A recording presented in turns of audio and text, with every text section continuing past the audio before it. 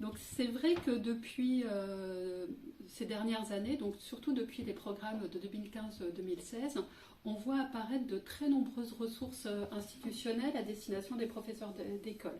Donc il y a d'abord eu les programmes qui ont été régulièrement transformés pour qu'on arrive au programme consolidé de 2020. Comme ces programmes étaient rédigés par cycle et que ça posait des difficultés au PE, on a eu ensuite des repères de progression par cycle, puis des attendus de fin d'année, et également, depuis 2016, un très grand nombre de ressources d'accompagnement thématique. Donc ces ressources d'accompagnement thématique sont vraiment diverses, ils concernent toutes les disciplines, et ces ressources proposent, en tout cas en mathématiques, des apports notionnels, des apports didactiques et beaucoup d'activités à proposer en classe. C'est vraiment des ressources qui sont complexes à prendre en main par les professeurs d'école, déjà d'une part par leur grand nombre. Si par exemple on s'intéresse aux mathématiques en cycle 3, il y a déjà 7 ressources thématiques qui comprennent chacune des hyperliens vers des activités. Donc si on veut tout lire, rien qu'en mathématiques en cycle 3, il y a déjà plus d'une cinquantaine de pages. Et puis on a une nouveauté depuis les années 2021-2022, ce sont les guides, les fameux guides de résolution de problèmes ou de construction du nombre, qui sont vraiment très thématiques, qui comportent chacun plus de 150 pages. Il y en a en maths et en français.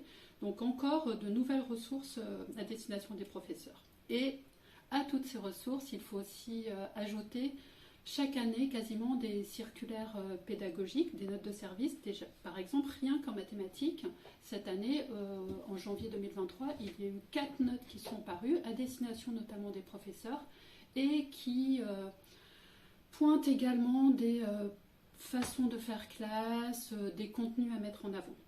Donc on voit que depuis un certain nombre d'années, il y a vraiment un ensemble très riche, très dense de ressources pour accompagner les programmes actuels.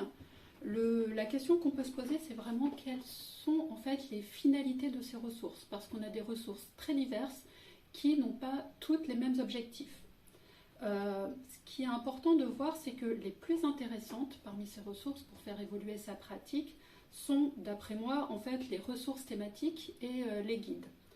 Le problème, c'est qu'elles sont très nombreuses, ces ressources, et la principale question qui va se poser, c'est quelle va pouvoir être la prise en main par les professeurs des écoles de ces ressources pour que ça puisse irriguer leur pratique de classe.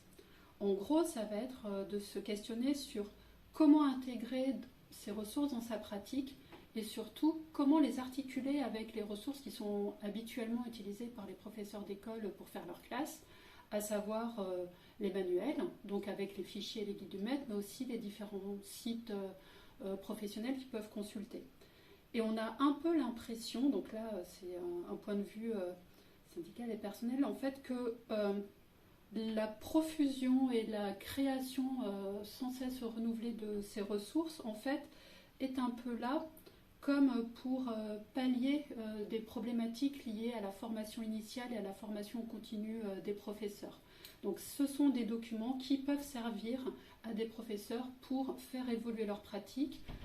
Donc ça part d'une bonne intention, sauf que il me semble que ces ressources ne peuvent pas être laissées comme ça, telles quelles, de façon autonome, avec une prise en main autonome pour les professeurs d'école.